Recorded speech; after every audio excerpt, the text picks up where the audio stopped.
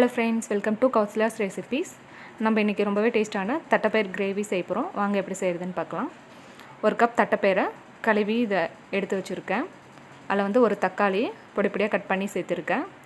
காரத்துக்கு ஒரு 2 பச்சை மிளகாய் ஆட் பண்ணி இருக்கேன். ஒரு கப் தட்டப்பயிருக்கு 2 கப் தண்ணி ஆட் பண்ணிட்டு 1/4 டீஸ்பூன் மஞ்சள் சேர்த்தி இருக்கேன். ஒரு குக்கர்ல மூடி போட்டு ஒரு 4 விசில் விட்டு எடுத்துக்கலாம்.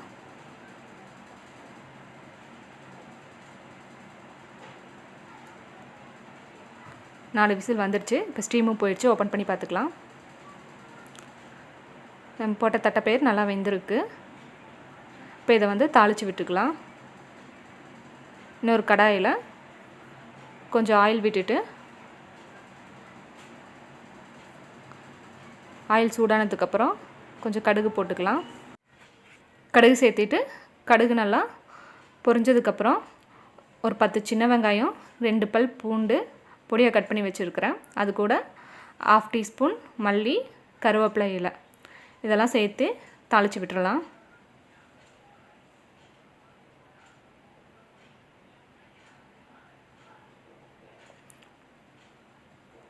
வெங்காயம் நல்லா கலர் சேஞ்ச் ஆகிற வரைக்கும் வதக்கி விட்டுறலாம். வெங்காயம் நல்லா வதங்கிருச்சு. இப்போ வந்து நம்ம குக்கரில் வேக வச்ச தட்டைப்பயிரை இதில் வந்து ஆட் பண்ணிக்கலாம்.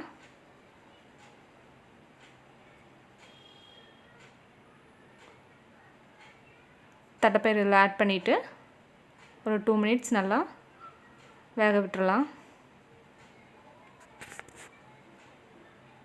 தேவையான அளவு உப்பு சேர்த்திக்கலாம்.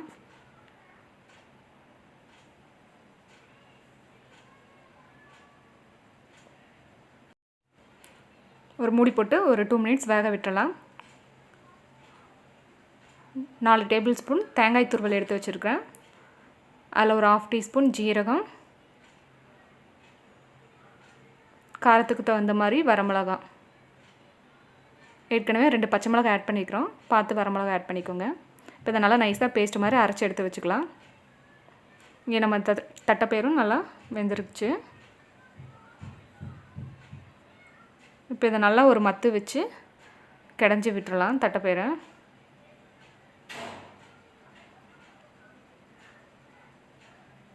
நல்லா நைஸாக கடைஞ்சி விட்டுறலாம்.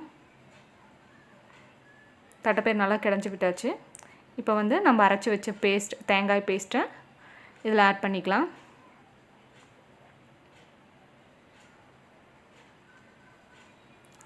தேங்காய் பேஸ்ட்டை ஆட் பண்ணிவிட்டு நல்லா மிக்ஸ் பண்ணி விட்டுருங்க.